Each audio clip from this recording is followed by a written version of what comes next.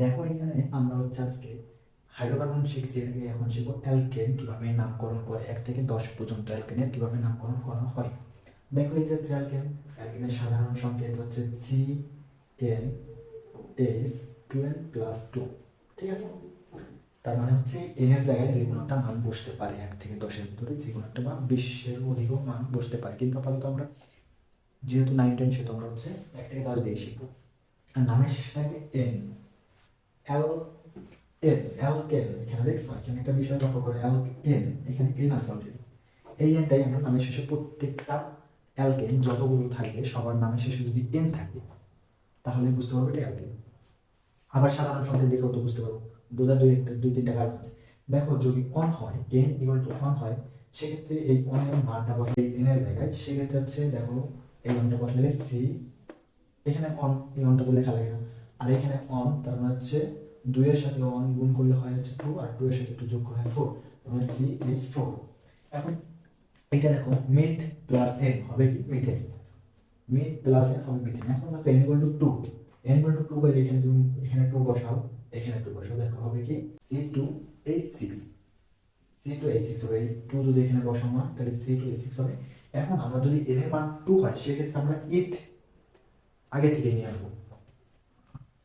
যদি এন এর মান 2 হয়, ইথ আগে থেকে নিয়ে নেব, সেক্ষেত্রে অ্যালকেন হলে যুক্ত হবে কি এন, তাহলে ইথ প্লাস এন হবে ইথেন। আবার এন সমান যদি 3 হয় তাই আগে থেকে নিয়ে যাব প্রোপ, এন সমান যদি 3 হয় আগে থেকে নিয়ে যাব প্রোপ। এন সমান যদি 3 হয় কেন আগে থেকে প্রুফ নিব সেই বিষয়টা এখন আমরা দেখব। দেখো n equal to 1 equal to 2 1 equal to 3 এইভাবে প্রত্যেকটা দিয়েই দেখব। এন ইকুয়াল টু 1 থাকলে এটা হবে মিথ,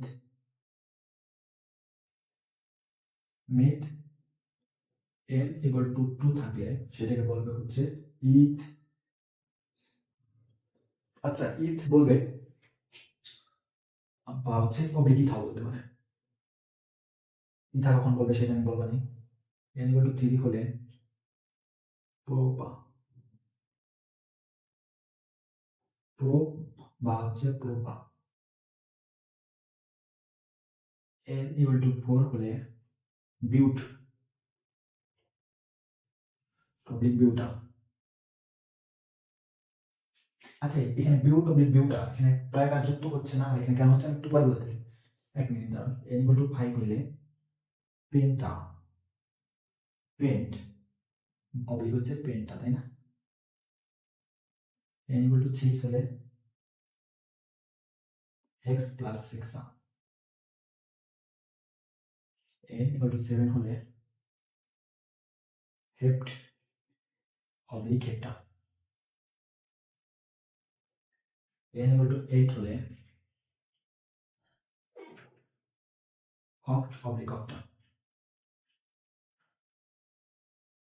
n equal to 9 হলে non oblique nona, n equal to 10 হলে ডেক অবলিক ডেকা। আচ্ছা আমরা কোন না কোন সময় কোনটা ব্যবহার করি না, এই মিথিক প্রোপ আর মিথে অ্যালকেন যদি লিখি সেক্ষেত্রে n আসবে, তার মানে হচ্ছে প্রোপ প্লাস এন প্রোপেন। ঠিক সেম উপায়ে n সমান যদি 4 হয় হবে বিউট প্লাস n হবে বিউটেন, n সমান যদি 5 হয় পেন্ট, পেন্ট হবে, পেন্টের সাথে n যুক্ত হবে পেন্টেন, n সমান যদি 6 হয় হেক্স হবে, হেক্সের সাথে n যুক্ত হবে হেক্সেন, n সমান 7 হলে এখানে এটা হবে সংকেত, আর হেপ্ট n সমান 7 হলে হেপ্ট চলে আসবে, হেপ্টের সাথে n যুক্ত হলে হেপ্টেন। আর হচ্ছে n সমান 8 হলে দেখো n এর জায়গায় 8 বসছে, বাকিগুলো গুণ টুন তো তোমরা পারোই, তো অক্ট প্লাস n অক্টেন। ঠিক আছে, তারপরে 8 হলে অক্ট চলে আসবে অটোমেটিক, যদি n এর মান 8 হয় তাহলে অক্ট চলে আসবে, অটোমেটিক চলে আসবে অক্ট, তার মানে অক্টের সাথে n যুক্ত হবে অক্টেন। n সমান যদি 9 হয় নন চলে আসবে। দেখো এখানে একটা বিষয় সিমিলারিটি আছে, 9 9 9 মানে ন আছে, এখানে ন আছে, সেটা মনে রাখা একটু সুবিধা হতে পারে। নন 9 থাকলে নন সাথে আসবে m, নন m। 10 এর সাথে 10 থাকলে হবে ডেক, ডেক হবে, সরি এখানে ডেক, তাহলে ডেকের সাথে n যুক্ত হলে ডেকে। এইভাবে আমরা অ্যালকেনের পুরো নামকরণটা করে ফেলতে পারি খুব সহজেই। এরপরে শিখবো আমরা হচ্ছে অ্যালকিন।